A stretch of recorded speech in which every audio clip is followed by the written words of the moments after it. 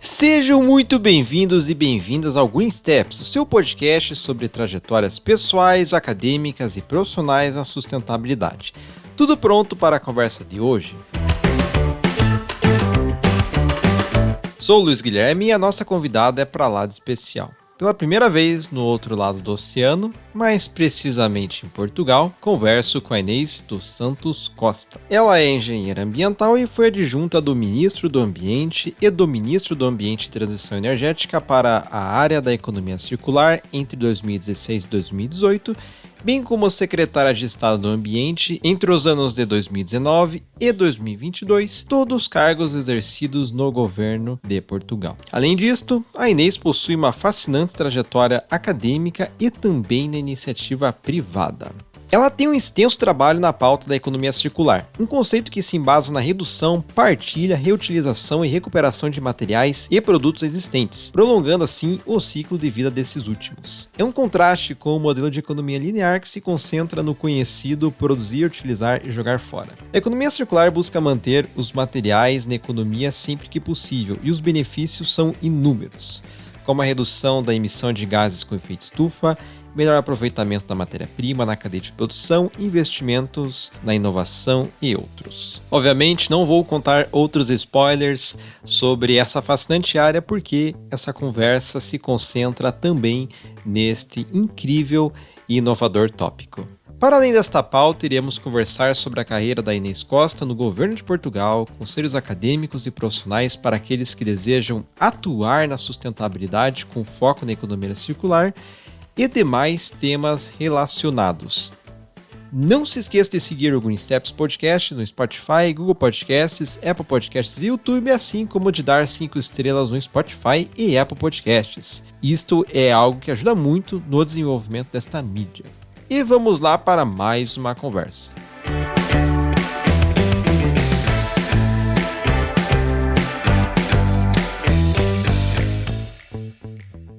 Inês, muito obrigado pela sua presença aqui no Green Steps, é uma grande honra começar essa série de episódios, né, no outro lado do oceano. E, bem, eu tenho uma tradição, Inês, que funciona assim: eu me resguardo, né, em apresentações científicas, em eventos, sempre nós introduzimos a pessoa, falamos do currículo dela, mas o propósito do Green Steps é justamente falar de trajetórias, né? Então, eu dar spoilers logo no início, eu acredito que não seria muito interessante para a audiência. Então, Inês, inicialmente eu quero agradecer muito a sua presença aqui nesse espaço e perguntar, né, para darmos o pontapé inicial. Quem é a Inês? Muito obrigado, Luís. E para mim é um gosto estar aqui com vocês. Quem é a Inês? É uma boa pergunta. A Inês é uma pessoa que sempre esteve muito próxima dos temas do ambiente. A Inês cresceu em contacto muito próximo com a terra. A minha infância foi passada entre Lisboa e uma aldeia a algumas horas de Lisboa. Na altura era ainda alguma distância de Lisboa, não há muito tempo, eu tenho 42 anos, mas eu ainda me lembro perfeitamente de ir buscar água à fonte para encher o poço da casa dos meus avós, para podermos ter água corrente. Portanto, e hoje em dia falar disso parece algo impensável para a maioria das pessoas em Portugal, mas era uma realidade bem à porta de Lisboa há 20 anos atrás, 20, 30 anos atrás. E, portanto, essa convivência com o mar, com o campo,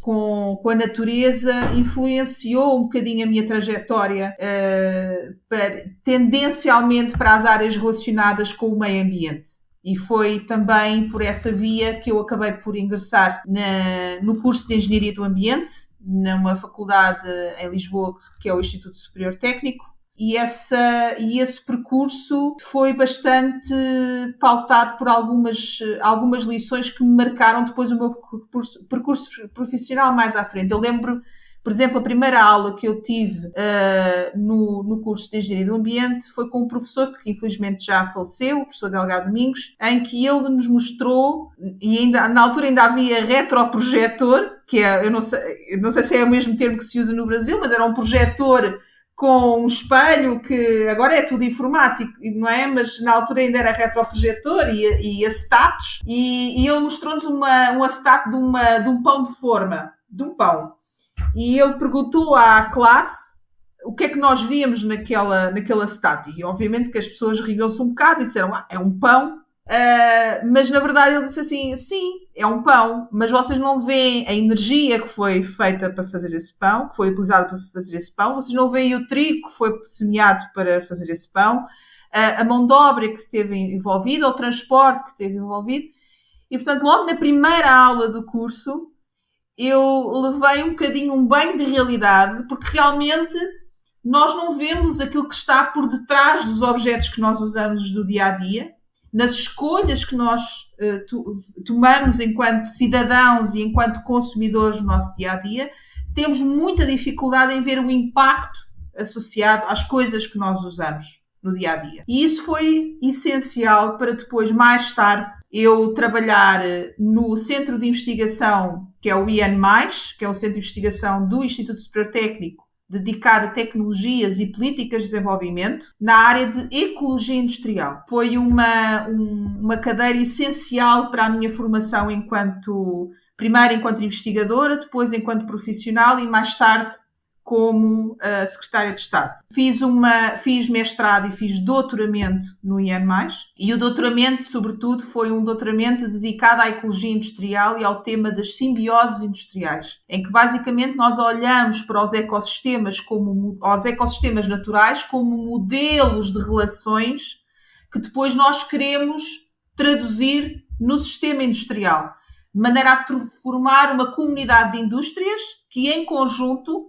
minimizam a sua pegada ambiental, utilizando, por exemplo, os resíduos de uma empresa como matéria-prima de outra, partilhando infraestruturas, partilhando serviços, direcionando efluentes para outras instalações que os possam utilizar, e a partir dessa tese de doutoramento, foi aí que entrei mais a fundo na área de economia circular, que é um termo que agora muito em voga, sobretudo, e sei que também no Brasil tem sido um país que tem estado também à frente de muitos casos de estudo associados à economia circular, à aplicação real da economia circular no terreno. E foi por esse trabalho que eu depois fui convidada para o Ministério do Ambiente de Portugal. O Sr. Ministro do Ambiente, João Pedro Matos Fernandes, convidou-me para ingressar à equipa dele, precisamente para trabalhar em economia circular, e durante 4 anos fui adjunta, e ao final desses 4 anos ele decidiu que eu tinha um bom perfil para agarrar o desafio da Secretaria de Estado do Ambiente e ser sua Secretária de Estado. E foi um desafio que eu cumpri durante 2 anos, até o governo cair, e por consequente ter sido eleito novo governo, mas foram 2 anos de muito trabalho e muito choque com a realidade que ainda existe em algumas zonas do país, e também com uma certa apatia, se é que eu posso dizer assim, do ponto de vista da valorização daquilo que nós entendemos que são os serviços essenciais do ambiente. Portanto, a água, saneamento, resíduos. É de facto muito encorajador ver que podemos ter, num país tão pequeno como o nosso, uma diversidade tão grande de atitudes, de comportamentos e de ações no terreno relativamente a estes serviços. E pronto, isto resume o percurso da Inês nos últimos 42 anos. Entendi, Inês. Uma trajetória fascinante, Inês. Desejo boa sorte nos próximos passos e parabenizo, né, os passos anteriores, passos que já foram dados. E assim, Inês, eu pessoalmente, meu background é em direito, né? Eu me formei em direito, e no direito nós falamos muito das políticas públicas, das pessoas que fazem as políticas públicas, a elaboração das políticas públicas, não somente das leis, mas das políticas públicas. Então, você sendo uma pessoa que atuou, né, nos bastidores das políticas públicas, eu imagino que existam muitos desafios, muitos obstáculos. Inês, você poderia descrever um desafio, seja na Secretaria de Estado, né, que veio primeiro na cabeça, mas também pode ser na trajetória acadêmica, durante os estudos, um desafio que você se deparou e como é que você superou esse desafio, Inês? Bom, eu acho que o maior desafio que eu tive quando entrei no Ministério foi um desafio que eu levei em frente e apresentei ao Ministro e ele aceitou, em boa hora, que foi desenvolver o primeiro plano de ação de economia circular do país. Era um tema que ainda estava muito fresco, muito novo, era muito recente na discussão pública, mas eu entendi que nós deveríamos adiantar ao resto dos países que estavam já a trabalhar nesse domínio. Achei que era muito importante começarmos a definir como é que deveríamos desenvolver políticas públicas que induzissem a economia circular, uma aceleração de uma filosofia, do paradigma de uma economia circular no país. Para aqueles que não sabem, não conhecem ou não estão tão a par do conceito, uma economia circular é uma economia que é regenerativa por design, que preserva o valor das coisas, dos materiais, dos produtos, mais tempo dentro do sistema económico. E isso permite que se reduza as necessidades de extrair mais matéria-prima ou energia do sistema natural e, por consequência, também reduz a quantidade de resíduos e de emissões que são injetadas do sistema socioeconómico. E, portanto, uma filosofia circular permite uma maior aproximação do cidadão, das pessoas, e que centraliza o valor das coisas, dos serviços, dos equipamentos, muito mais perto do cidadão. E, por isso, situações como a reparação, a reutilização, a remanufatura, o transformar para algo melhor que novo, que é um pouco uma filosofia que muita gente no passado e outras culturas, como por exemplo a cultura japonesa, já tinha, acaba por valorizar mais o papel da pessoa enquanto agente de mudança e o papel do território enquanto valorização e concentração de valorização local, do trabalho local, do fazer local e do consumir local. E, portanto, nós decidimos que, e por essa razão mesmo, decidimos que era importante ter um plano de ação que, por um lado, determinasse quais eram os objetivos macro-nacionais para o país e que depois fosse destilados esses objetivos em aplicação regional. Ou seja, nós nunca quisemos fazer algo que fosse completamente... Bom, agora vem o Estado e o Governo definir o que é para fazer. Não, o que nós dissemos, sim, temos objetivos nacionais, mas nós temos que ter em consideração que cada região tem a sua própria filosofia, o seu próprio comportamento, digamos assim, os seus próprios ativos, e, portanto, isto tem que ser depois transformado em agendas regionais de economia circular. Isto por um lado. Por outro, decidimos também que deveríamos sinalizar setores da indústria onde a economia circular poderia gerar ganhos substanciais em matéria de poupança de recursos. E aí nós sinalizámos a construção, é uma área muito importante na filosofia da economia circular.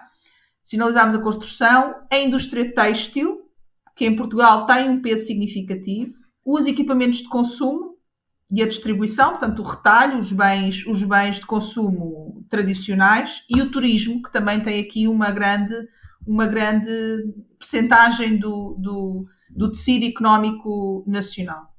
Portanto, foi um projeto muito desafiante e que obviamente não podia ficar fechado no Ministério. E, portanto, o maior desafio de todos foi conseguir chamar outros ministérios a poderem participar neste plano de modo ativo. E, portanto, foi um plano verdadeiramente transversal. E, nesse aspecto, penso que foi uma pedrada no charco, como nós costumamos dizer, relativamente a outras maneiras de se fazer planeamento e políticas públicas, porque obrigou precisamente a que aqueles ministérios... Quando nós falamos de ambiente, e eu acho que isto é comum para todos os países, nós falamos muito de transversal. O ambiente é transversal a todas as matérias. Mas quando toca, por exemplo, irmos ao Ministério da Economia, ou ao Ministério das Finanças, ou falar com as pessoas da administração interna ou da saúde, eles têm muita dificuldade em ativar a sua responsabilidade na matéria.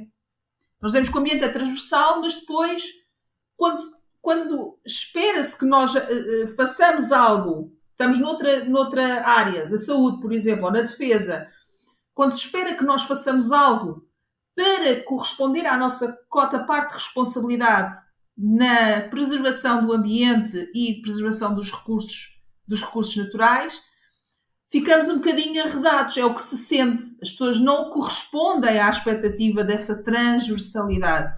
E, portanto, esse foi o grande desafio, foi chegar ao pé da saúde, chegar ao pé da defesa, chegar ao pé da ciência e dizer o que é que vocês têm para oferecer ou o que é que vocês acham dentro das vossas competências vocês podem fazer para transformar, acelerar a economia circular dentro destas áreas e que políticas é que podem ser feitas.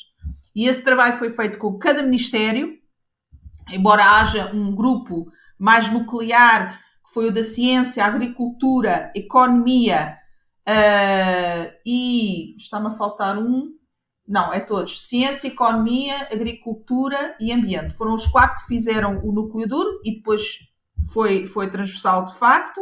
Esse foi o trabalho que fizemos com os ministérios e depois fizemos o trabalho a nível das regiões também. Foi um trabalho muito, muito interessante. Demorou cerca de 1 ano esta interação entre os vários atores e, no fim de contas, acabámos por ser um dos primeiros países da União Europeia a ter um plano de ação de economia circular e foi um plano que se tornou um dos pilares da política pública de ambiente em Portugal, em conjunto com o roteiro para a neutralidade carbónica. Portugal foi o primeiro país do mundo a assumir a neutralidade carbónica em 2050 e para isso tem um roteiro específico para o fazer e em conjunto com a valorização do território através do Plano Nacional de Políticas de Ordenamento do Território. Portanto, esses 3 documentos, Plano de Ação de Economia Circular, Roteiro para a Neutralidade Carbónica e Plano Nacional de Políticas de Ordenamento do Território, são a base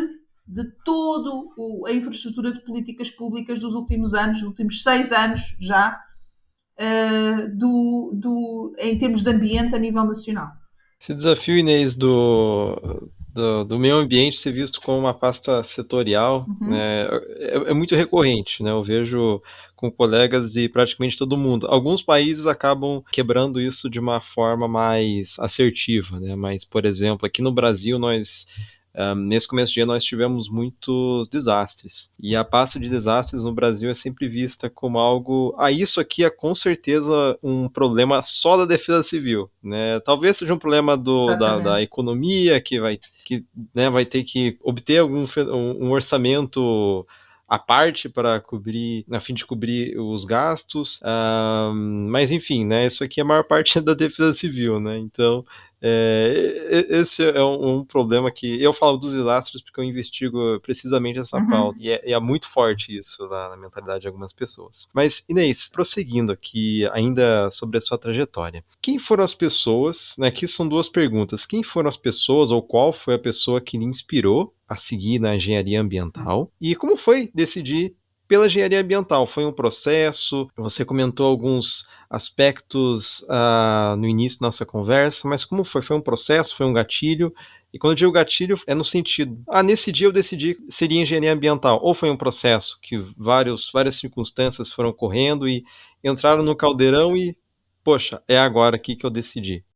Não foi um processo fácil. Quando eu me candidatei à faculdade, eu sabia que queria trabalhar em algo relacionado com o meio ambiente. E, portanto, havia alguns cursos que eu estava interessada, semelhantes à engenharia do ambiente, não só. Portanto, quando me candidatei aos cursos, eu olhei para biologia, olhei para a engenharia florestal, olhei para uma série de cursos relacionados com o tema ambiental. E o curso de engenharia do ambiente, no técnico, era um curso relativamente recente. E, portanto, quando eu me candidatei, e nós em Portugal, pelo menos na minha altura, confesso que desconheço como é que é agora, nós candidatamos até 9 opções de possíveis cursos.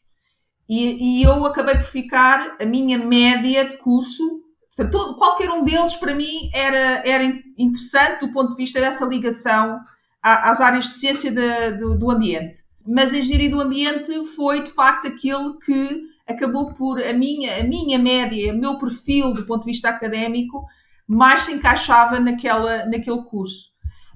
É um curso no técnico bastante difícil para quem entra no primeiro ano, porque há muita matemática, muita física, muita química nos primeiros ramos, não é? Primeiro ano, segundo ano, são anos muito fortes em termos dos princípios básicos de engenharia, mas a partir do terceiro ano para a frente começamos a entrar cada vez mais em matérias relacionadas com saneamento, com ecologia industrial, com direito do ambiente, economia ecológica. Portanto, são tudo temas que são muito mais práticos do ponto de vista da sua aplicação e, sobretudo, no desenho de políticas públicas. Temos a parte tecnológica, é certo, mas a mim o que sempre me motivou muito mais foi, de facto, o planeamento, o fazer instrumentos de política pública, sejam eles instrumentos financeiros, instrumentos sociais, voluntários ou instrumentos regulatórios. Isso sempre me atraiu muito mais.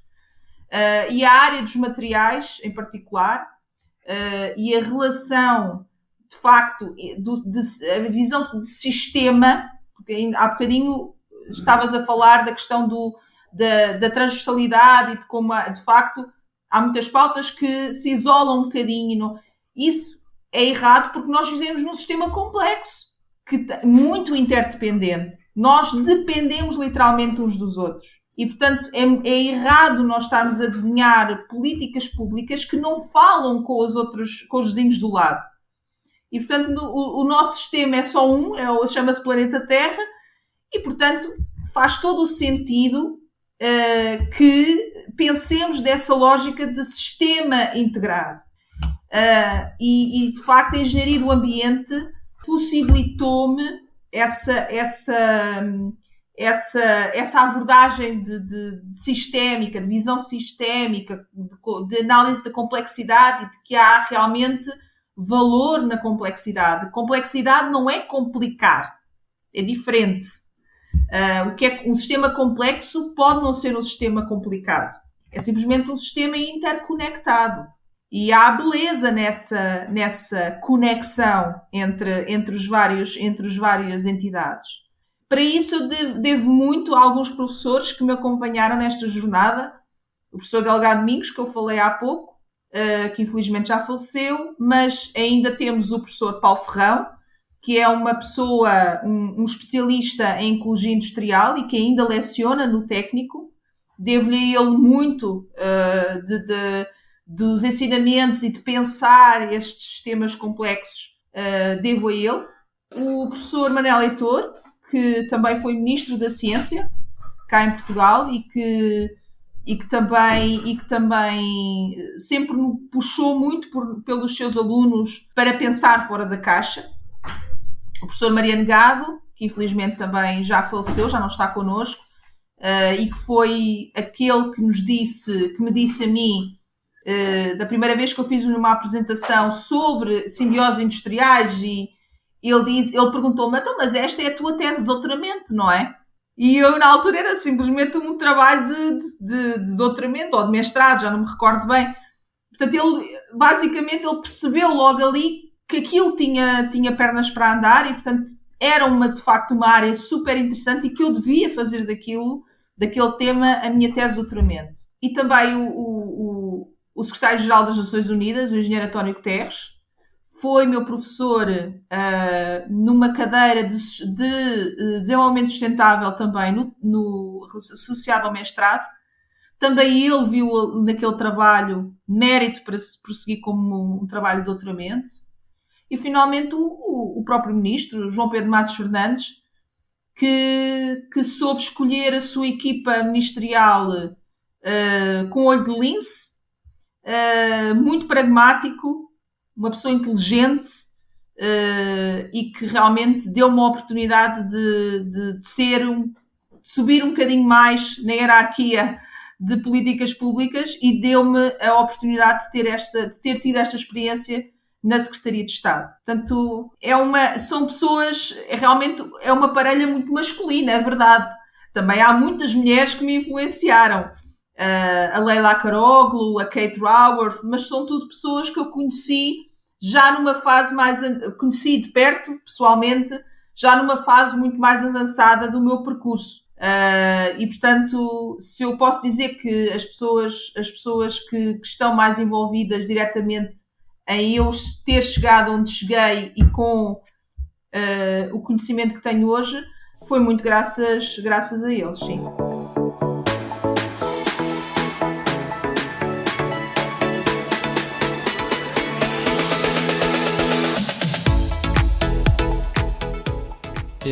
E Inês, um comentário que eu sempre digo, né, que quando eu converso com pessoas que atuaram na administração pública, eu sempre começo tendo 10 perguntas e no decorrer da conversa o número vai aumentando, 20, 30, 40, obviamente não vou fazer todas as perguntas, mas algo que me chamou a atenção, né, e que me chama a atenção nos diálogos que eu tenho com ministros, ex-ministros, pessoas que trabalham na alta administração pública, é esse gosto, né, essa atenção pela gestão, pelas políticas públicas e como se planeja uma política pública.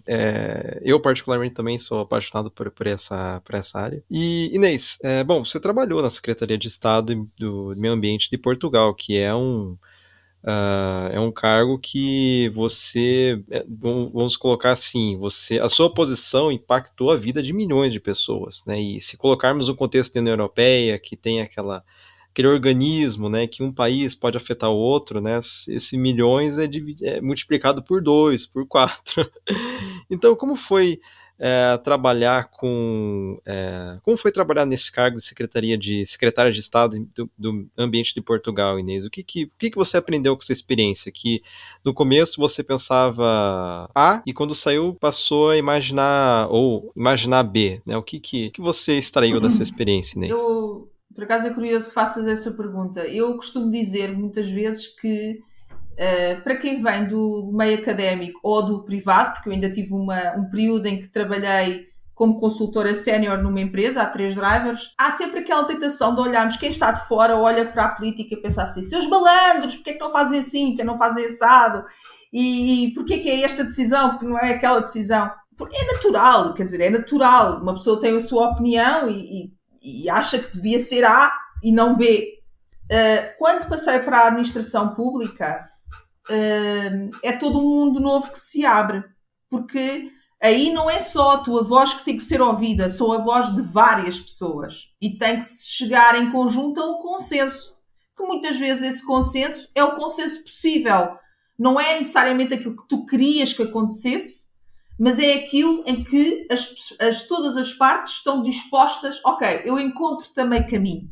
E, portanto, para quem está de fora e pensa, devia ser A, mas depois sai o B, esse B é um resultado de um ponto de partida que foi o ponto de partida A, do ponto de vista, por exemplo, do Ministério do Ambiente, mas para que algo conseguisse avançar, teve que ser encontrado um compromisso entre todas as partes do governo. E, portanto, nesse aspecto, esta experiência, aprendi muito relativamente a essa necessidade de negociação, de explicar, de perceber o ponto de vista de quem está do outro lado e fazer passar o meu ponto de vista também para esse outro lado. E há alturas que é muito frustrante, porque tu acreditas que realmente vais fazer a diferença em determinado assunto, mas como esse assunto não depende, para andar para a frente, não depende só do Ministério do Ambiente ou não depende só da Secretaria de Estado, tens que entrar numa negociação.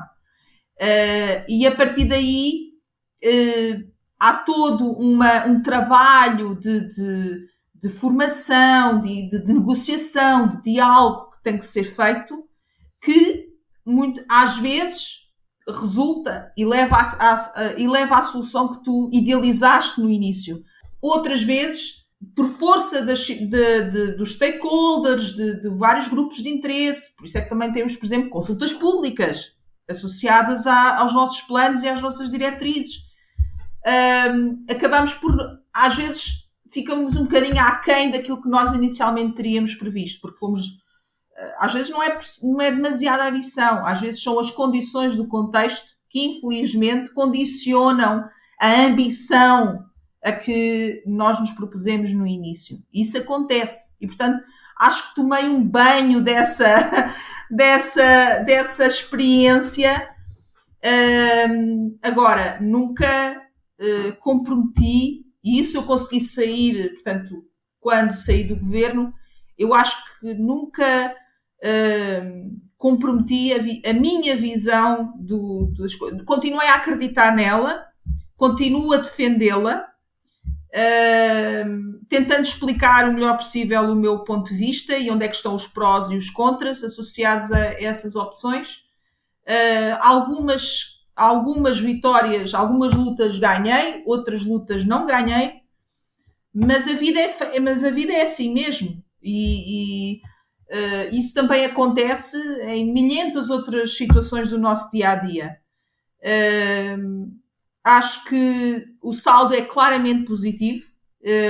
Fiquei com um respeito e uma admiração pelos funcionários públicos e os serviços que servem o governo e o Estado. Há pessoas que realmente nós não temos ideia o sacrifício e o compromisso e a dedicação para com a causa da proteção do meio ambiente, embora muitas vezes não pareça, lá está, mas esse compromisso e essa dedicação existe e é forte. E tenho pena que não se saiba realmente valorizar a dedicação dessas pessoas e muitas vezes geram-se maus entendidos ou há más interpretações relativamente a determinadas decisões para fruto de uma notícia mais escandalosa ou deturpa-se as coisas de maneira a que se gere mais barulho sobre algo que tem na realidade uma explicação bastante assente em decisões do ponto de vista técnico muito sólidas e, portanto, o saldo desta experiência é claramente muito positivo. Inês, algumas perguntas atrás eu comentei dos desafios, né? E aí você colocou o tópico da economia circular. E agora fazendo uma pergunta mais emotiva, por assim dizer. Um momento notável, né? Claro, imagino que existam vários momentos, né? Mas se você pudesse escolher um momento específico nesse caldeirão de memórias que existem, nessa prateleira de memórias, qual seria um momento notável que você escolheria no decorrer dos seus trabalhos como secretária de Estado de Ambiente de Portugal? Momento notável. Caso é difícil escolher momentos, porque não. Quando tu falas de momento notável, eu diria momento notável para mim. Não foi um momento notável do ponto de vista de exposição pública ou de notoriedade pública, mas foi um momento notável porque foi algo que nós conseguimos depois de muita luta e muito esforço em duas áreas em particular. Uma foi no que diz respeito aos resíduos. Nós conseguimos objetar sistematicamente a entrada de resíduos em Portugal para efeitos de deposição e aterro.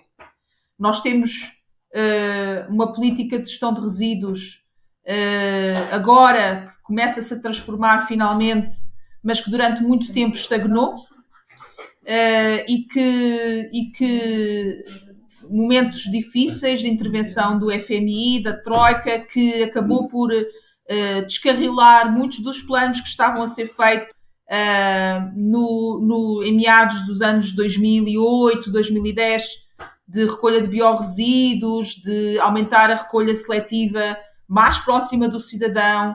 Tudo isso acabou por ficar, não foi abandonado, mas estagnou.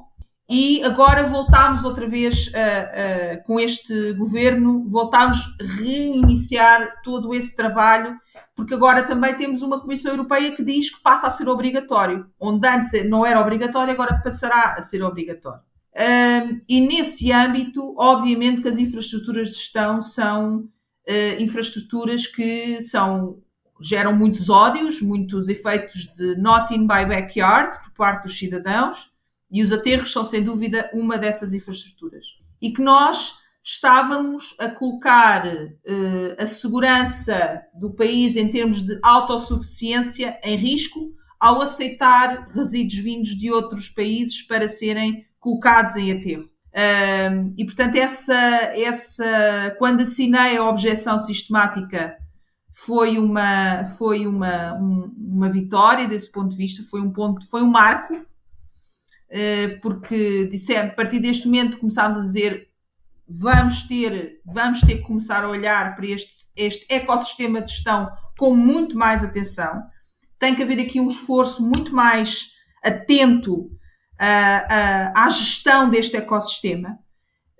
E eu sei que isso, infelizmente, como em tudo, há pessoas que concordam, outras que não concordam. Nós tínhamos até um dizer na Secretaria de Estado, é um pouco como a fábula do velho, do rapaz e do burro. Eu não sei se Luís tu conheces, mas a fábula dizia mais ou menos que o burro ia com o velhote e com a criança e encontrava uma pessoa pelo caminho que dizia que horror, então, mas o burro é feito para carregar as pessoas. E então o velho e a criança montavam o burro. Depois aparecia outra pessoa e dizia assim, coitado do burro, está cansado, vocês estão a... Então saía o velhote e ficava a criança. Depois encontravam outro e diziam, bom, a criança é tão nova, o velho, coitadinho, está-se a arrastar. Porquê que não vai o velho no burro e a criança... Ou seja, as políticas é muito como esta fábula. Não há nenhuma combinação ou raramente há uma combinação em que toda a gente está de acordo com aquilo que se decidiu. E aí, claramente, no que diz respeito aos resíduos, é algo que gera esse tipo de emoções. Portanto, aí foi de facto um marco no percurso da Secretaria de Estado.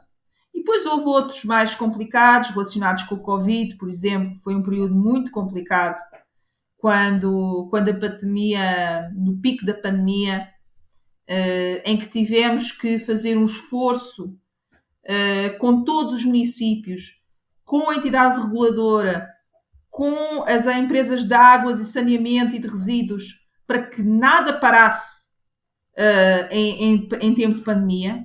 E isso também foi um momento particularmente forte nestes 2 anos em que estive. E sou eternamente grata a todos aqueles que realmente contribuíram para que nada faltasse aos cidadãos nessa matéria, que o lixo continuasse a ser recolhido, que a reciclagem continuasse a funcionar, que as águas, que o saneamento continuassem a funcionar, para que todos pudéssemos enfrentar esta pandemia com mais tranquilidade, ou pelo menos a tranquilidade possível, tendo em conta que foi uma época muito dura para muita gente em Portugal e também para outros países, Brasil nomeadamente, e de facto sou eternamente grata a todos os trabalhadores dos serviços essenciais de ambiente e aos municípios por de facto termos conseguido trabalhar em conjunto para que esses serviços não fossem afetados, ou pelo menos não fossem afetados com muita gravidade durante essa época. Então, talvez sejam esses assim os momentos mais assim de repente da cabeça. Haverá outros certamente que não me estou a lembrar porque são muitos de facto, mas essa foi uma altura de facto que foi muito difícil e marcou. Inês, eu até estava lembrando aqui, porque é algo que aconteceu em 2017, foi uma temporada de seca em Portugal, que tiveram alguns incêndios. Desde então, né, eu comecei a ler muito sobre a questão hídrica de Portugal, né, que Portugal está enfrentando uma questão bem séria. O Brasil também, né, por que pareça, o sul do Brasil, ele... em razão do desmatamento, vem afetando os corredores de nuvem, não está chovendo mais em algumas regiões, né? Até o agronegócio aqui, que enfim, é o motor um dos motores do Certo. Brasil, está bem, bem preocupado. E eu li que Portugal também tem essa preocupação. Uhum. Então, assim, em termos bastante genéricos, Inês, o que está sendo feito, né? Qual a questão, acerca da questão da seca, a questão hídrica?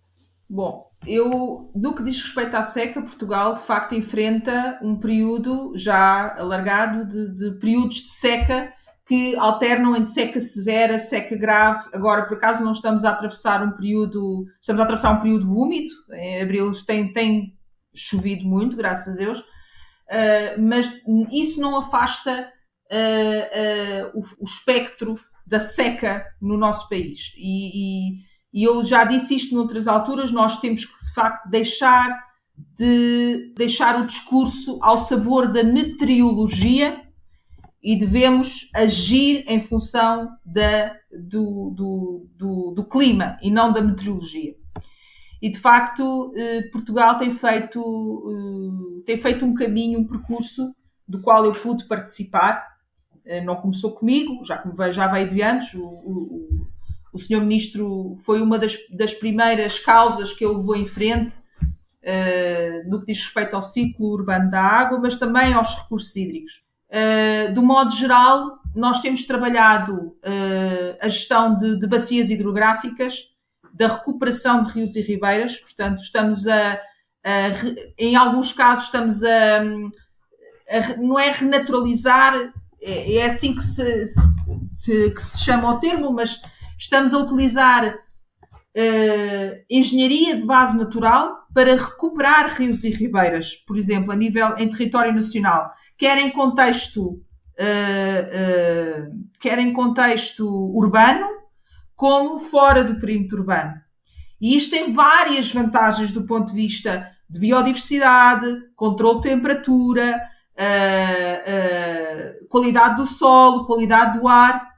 Isto tem múltiplos benefícios e com o apoio do Fundo Ambiental, que é um fundo que nós temos em Portugal, que especificamente dedicado a apoiar este tipo de projetos e outros relacionados com as áreas prioritárias de ambiente, tem sido, e com apoios comunitários também, temos vindo a recuperar mais de 1000 quilómetros de corredores de rios e ribeiras associados, aplicando conceitos de engenharia natural e o que potencia, por sua vez, os serviços de ecossistemas e tudo mais.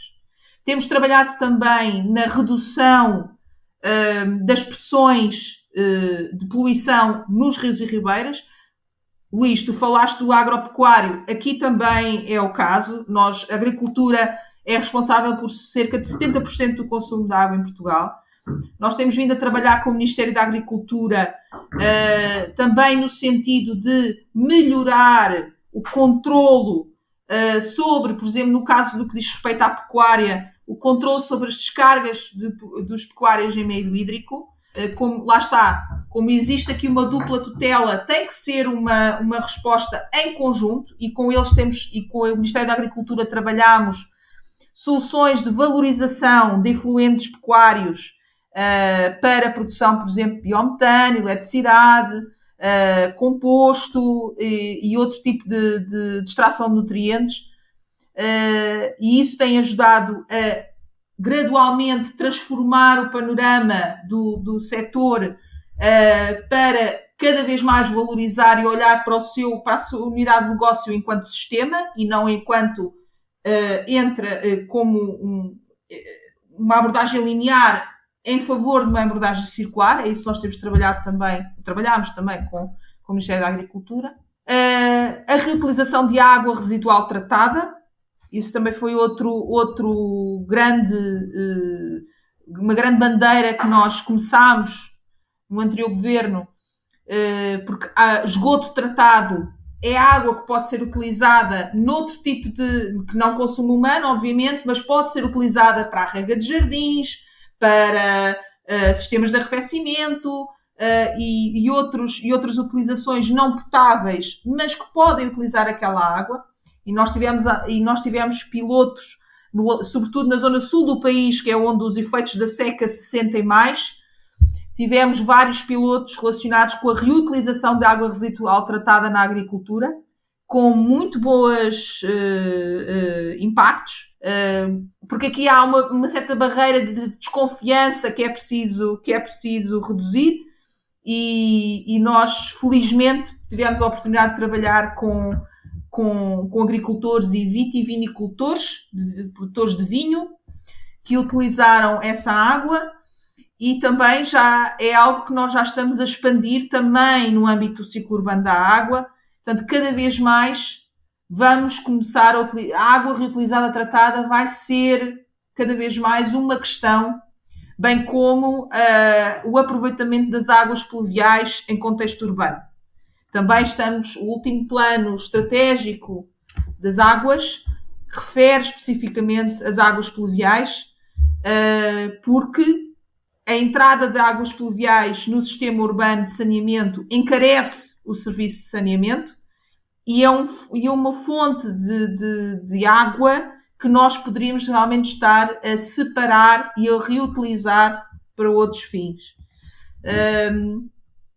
E, portanto, na Zona Sul, nós temos planos de eficiência hídrica que juntam o setor da água, o setor do turismo e o setor da agricultura, e trabalhamos em conjunto com todos os stakeholders desses setores, no sentido de termos estratégias para, por um lado, melhorar a eficiência hídrica da região, com medidas como as que eu agora mesmo falei, e, por outro lado, procurar possíveis ofertas de água, também através das soluções que eu vos falei, nomeadamente a água reutilizada tratada ou outras, para de facto fazer frente a episódios de seca mais extrema. Agora, há aqui uma filosofia que nós nunca abdicámos, que foi, nós não vamos... Como é que eu ia te explicar? Quando nós falamos de eficiência hídrica, é óbvio que eficiência é bom, é importante e determinante. Mas há uma diferença entre termos, relativamente a uma massa de água, termos 10 produtores que usam eficiência hídrica, sistemas eficientes do ponto de vista hídrico, e para a mesma massa de água ter 1000 produtores com métodos de eficiência hídrica. A questão é que a massa de água não mudou, ela é a mesma. Portanto, há de chegar a um ponto que, por mais eficiente que seja o teu sistema, a água vai se tornar escassa. E, portanto, nós nunca poderemos abdicar desse princípio. A água, não vai haver mais água. E, portanto, nós não podemos estar unicamente assentes em soluções de eficiência hídrica. Tem que existir estratégias que permitam equilibrar a oferta e a procura, de maneira a que não haja uma situação limite que acaba por prejudicar, nomeadamente, o cidadão comum. E, portanto, tem que haver aqui hierarquias, por exemplo, de utilização, e elas existem. Tem que haver um planeamento do ponto de vista daquilo que se pode ou não fazer no território, mediante a quantidade de água que se prevê possa vir a existir, e isso a Agência Portuguesa do Ambiente fez esse trabalho. A Agência Portuguesa do Ambiente desenvolveu um trabalho que demonstra para todas as regiões do país qual é a previsão exata, ou qual é, exata nunca será, mas é um modelo, aplicou modelos de climáticos que permitem saber com alguma margem de erro quanto é que se prevê chover a mais ou a menos em determinadas regiões do país. E assim nós podemos, com essa informação, perceber se é possível atribuir mais usos de água numa determinada região ou não. É aqui um seguro, é assim que nós vemos, é um seguro de hídrico para a região, sobretudo para as regiões do sul, mas a seca também vai chegar, a seca no sentido de menos precipitação, vai também acontecer no norte do país, segundo o estudo da APA. E, portanto, o que nós temos que pensar realmente é num seguro da água para a região, nesse sentido. E aí, claramente, a indústria e, sobretudo, a agricultura tem um peso significativo. E, portanto, também aí tem que haver, na minha opinião, tem que haver planeamento. Planeamento não pode ser uma palavra proibida para a agricultura, na minha opinião. Não pode ser visto como algo pejorativo, algo mau para um agricultor. Não se trata aqui de dizer o que é que ele pode ou não pode fazer. Trata-se simplesmente de calcular um risco para a sua atividade que é determinado pelas condições climáticas que ele não tem controle sobre elas. E, portanto, é uma situação de previsão de risco. E isso é muito importante que os agricultores percebam isso. Porque nós sabemos, eu não sei a fundo como se passará no Brasil, mas acredito que haja aqui muitos conflitos entre organismos de agricultores, associações de agricultores e organismos de agricultura e organismos ambientais. E, portanto, temos que realmente perceber que há que trabalhar em conjunto para acautelar esse risco para o futuro.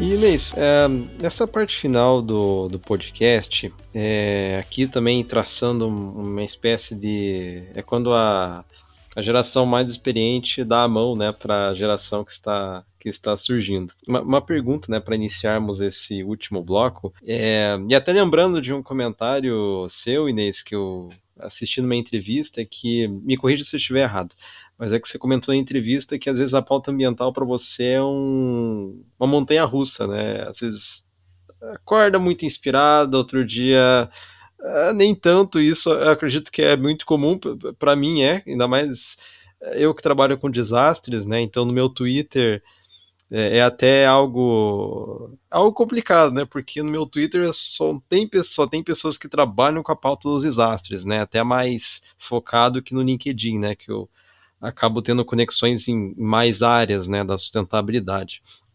Ou até áreas correlatas, né, que no primeiro momento não tem tanta conexão. Mas assim, o que inspira a Inês a... Assim, num dia que a Inês está muito sem inspiração para trabalhar com a pauta, não digo para trabalhar com a pauta ambiental, mas sem esperança que, poxa, esse meu trabalho vai surtir um efeito a longo prazo. O que a Inês lê, assiste, escuta para inspirar? E por quê? Eu tenho. Bom, eu acho que é um lugar comum dizer que os filhos nos inspiram, e de facto eu tenho 3 filhos que eu olho para eles e eles também têm essa. Já tão pequenos, já os sinto com muita ansiedade relativamente ao nosso futuro, o que é interessante. Cada vez. A ansiedade é uma realidade para as crianças. E de facto, parte da minha inspiração para continuar, para não desistir, está neles.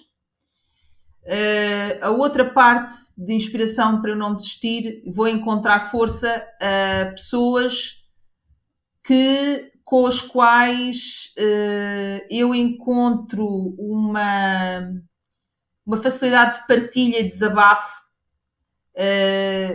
que me permite, em que nós acabamos por ter a nossa própria rede de automotivação. E há algumas pessoas, algumas pessoas que eu tenho a felicidade de ler e de já ter inclusivamente trocado mensagens e falado, que realmente acabam por ser a nossa rede de autoajuda. Pessoas como, por exemplo, o professor Tim Jackson, a Kate Raworth, que já falei, a autora da Economia Donut, o Jason Hickel, outro autor que eu gosto muito de ler e que trabalha muito os temas do decrescimento e que toca em muitos aspectos relacionados com a percepção dos problemas, da relação entre os problemas ambientais e os problemas socioeconómicos, que eu acho que é muito importante e que nós há uma tendência a querer evitar de falar dessa ligação, mas ela existe. As desigualdades sociais e a questão das desigualdades sociais e económicas tem uma ligação clara com a degradação do meio ambiente. Gosto de falar com Sasha Beslik, por exemplo, que é uma pessoa que trabalha na área de Environmental and Social Governance, muito ligado ao mundo financeiro, e que também traz estes temas para dentro do mundo financeiro, que lá está outra área onde é preciso trabalhar. Portanto, é através da interação que eu tenho com eles, da interação que eu tenho com as pessoas que foram da minha equipa no Ministério do Ambiente, pessoas colegas com quem eu trabalhei, e que acabam por ser aqui um bocadinho uma rede de autoajuda. Quando nós nos sentimos mais em dúvida, será que vale mesmo a pena estar-me aqui a esforçar e a tentar como dizia a minha chefe de gabinete, é trabalho de formiguinha, não podemos desistir. Somos as formiguinhas. Devagar se vai longe. O que é preciso é não desistir. Mesmo quando todo o contexto à nossa volta parece escuro e triste, e nós realmente temos que continuar a acreditar que é possível fazer a mudança, que é possível influenciar outros, que é possível fazer o bem, e esperar que os outros também acompanhem-nos nessa jornada e queiram fazer essa jornada connosco. Isso é muito, muito importante. Cada vez mais quer em políticas públicas, quer na área de investigação, nós não somos ilhas. Não somos. Temos mesmo que fazer esse esforço de nos aproximarmos e tentarmos ouvir o outro e perceber o que o outro nos diz, e não ter medo ou receio de ir ter com o outro e tentar esse diálogo. Acho que devemos-lo fazer, não é em vão. Mesmo quando o outro não nos queira escutar, pelo menos não podemos deixar de tentar. Eu acho que isso é importante, e acho que isso fez a diferença um bocadinho também no âmbito da Secretaria de Estado. Deixámos de ver assim os políticos naquele pedestal de que são pessoas escolhidas, que estão ali em cima, que não se atrevem a falar com mais ninguém. Não, nós não fizemos isso. Nós fomos para a estrada, falámos com os municípios, falámos com as empresas, e isso acho que foi muito, muito importante. As pessoas sentirem essa ligação mais próxima foi muito importante para fazer frente a alguns dos desafios que nós tivemos. Inês, e um conselho ou conselhos de carreira que você daria para uma pessoa que está nos ouvindo e está começando, né, a trabalhar na área ambiental, especialmente na engenharia, mas incluindo também a parte das políticas públicas, né, que são dois campos que você tem uma profunda experiência, e nesses conselhos, sinta-se à vontade para incluir não somente o conselho em si, mas também recomendações de livros, filmes, podcasts, enfim, cursos, está aberto. Eu acho que quem está na área de ciências do ambiente tem que perceber que a sua eu ainda há pouco tempo escrevi um artigo para um jornal cá em Portugal que tem a ver precisamente com a engenharia do ambiente. E nós temos que nos ver, quem está na área do ambiente tem que se ver cada vez mais como um pouco como um canivete suíço. Nós não somos aqueles que sabem tudo pouco e depois no conjunto não sabem nada. Isso não é verdade. Quem está na área de ciências do ambiente tem uma real possibilidade de ser a pessoa que consegue fazer a ponte entre os economistas, os políticos, as pessoas, a sociedade civil. Nós temos essa formatação mais abrangente de sistema que pode de facto fazer essa diferença, essa ponte de diálogo entre as várias entidades. E para isso acontecer, não devemos ficar fechados só na parte técnica pura e dura da área de ambiente e de ciências do ambiente. Acho que é muito importante ir ao encontro de algumas destas leituras destas pessoas, destes autores que eu vos falei agora, e ler os seus trabalhos, ouvi-los. Há muitos podcasts, muitas TED Talks feitas por estes autores que vale a pena ouvir, porque isso acaba por nos abrir as portas para as várias ligações que existem entre sociedade, economia e meio ambiente, que se calhar, de uma maneira geral, para nós estávamos concentrados só naquela área técnica pura e dura de engenharia ou de ciência ligada com o meio ambiente, e não fazíamos essa ponte. A partir do momento em que nós conseguimos fazer essa ponte, nós próprios nos tornamos agentes de ligação entre essas várias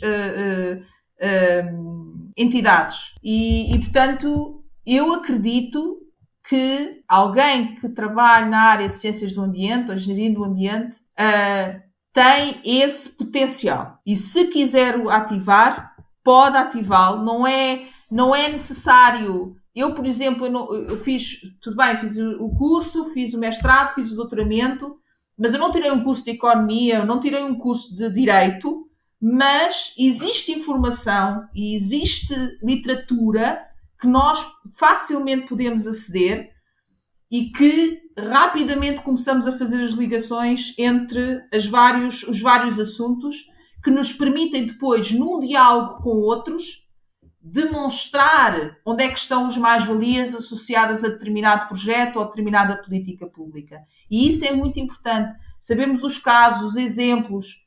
Há muitos autores, muitos projetos que podem ser acedidos para facilitar esse diálogo com o outro. E isso é algo que eu acho que existem muitas áreas, muitas plataformas que podem servir para isso. Por exemplo, a plataforma do DEAL, o Donuts Economic Action Lab, existe online, basta procurar na internet. É uma plataforma de partilha da filosofia da Kate Raworth, do Economia Donut, e como é que ela se aplica à realidade das cidades, à realidade das regiões, à realidade de uma empresa. Por exemplo, é um bom ponto de partida para quem quiser expandir um bocadinho para fora das suas áreas unicamente tecnológicas ou de ciências do ambiente, para começar esse diálogo mais alargado, mais de sistema, de ecossistema com os restantes atores da sua sociedade. Eu penso que é por aí que se pode fazer essas pontes.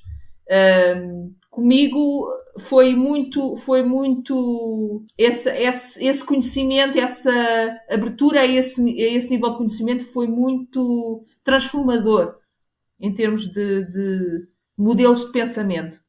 O livro da Kate Raworth é bem conhecido aqui, né, no Green Steps. Eu tenho outro podcast, né, o Social Steps, que eu converso com pessoas de outros países, né, que não falam português, né, é um podcast em inglês e espanhol, e já foi recomendado algumas vezes o livro da Economia Donut, né, e até é um caso interessante porque, enfim, a teoria econômica, eu não sei como descrever isso do modo mais técnico, mas acredito que a teoria econômica dela já está sendo aplicada, né, na Costa Rica, se eu não me engano. Então, é um livro, não vou falar nem só do livro, né, mas é todo um estudo muito interessante.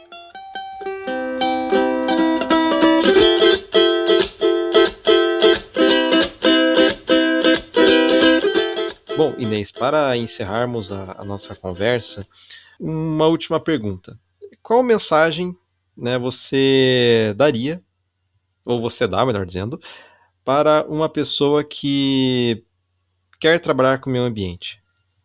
Olha, eu acho que vou dizer o mesmo que disse aos alunos do primeiro ano do técnico.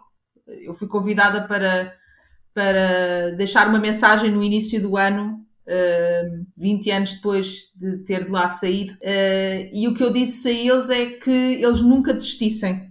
Nunca desistissem. Pode parecer difícil no início, mas de facto pode parecer difícil e complexo, ou complicado e não complexo, mas depois, à medida que vamos avançando e vamos formando a nossa personalidade dentro do curso e vamos percebendo Onde é que estão estas ligações? É todo um mundo novo que se abre à nossa frente, todo um mundo de possibilidades e de fazer diferente. E isso pode ser também... Podem ser vocês. E acho que é importante não desistir, manterem-se sólidos na vossa visão e naquilo que pretendem alcançar. Há mais pessoas disponíveis para falar. Procurem essas pessoas, não se acanhem em procurar essas pessoas. Pessoas que pensem, queiram pensar, sejam disponíveis para pensar convosco nas soluções, partilhar angústias, discutir novas alternativas, novas estratégias e que não fechem à partida uma porta sem a discutir. Acho que isso é importante. Acho que já estamos um bocadinho fartos de estar completamente negar determinada discussão simplesmente com base em percepções que não existem, que não são reais. E portanto, acho que é isso, eu diria, para não desistirem e que seguirem a vossa visão e procurarem pessoas que partilhem dessa visão convosco. Sabe as palavras, né, devo dizer, né, e aqui admito que esse foi um dos motivos de eu criar os podcasts, né, o Green Steps e o Social Steps, que era justamente nesse contexto de que as pessoas estão em casa pensando o que vai ser depois, né, até falando da Kate Howarth, eu até lembrei que ela participou de um episódio do podcast do James Shaw, né, que é né, ministro da mudança do clima na Nova Zelândia. Né, e a proposta do podcast dele é bem parecida com a minha, né? O que vem depois, né? Não sei o que vem depois, mas uma coisa é certa, nós temos que conversar mais, né? Com pessoas de outras áreas e buscar construir um conhecimento. Enfim, para os desafios que estão surgindo no horizonte. Então, Inês, eu fico muito grato pelo seu tempo, pela sua presença. Até estou vendo aqui o tempo, deu 1h10 minutos, uma das conversas mais extensas do podcast, e o que é muito bom, né? Obrigada. Porque as conversas extensas do podcast são sempre as que as pessoas mais dão feedback, mais fazem perguntas, eu tenho mais tendência a falar muito, Luís, portanto também... eu sei como é que é. Eu começo a falar e depois as conversas são como as cerejas, não é? Atrás de uma vem sempre outra, portanto é assim mesmo. Eu sou descendente de português, então estamos em casa. Também sou assim. Então, Inês, muito obrigado pela sua presença. Obrigado, Luís, obrigado. E um abraço.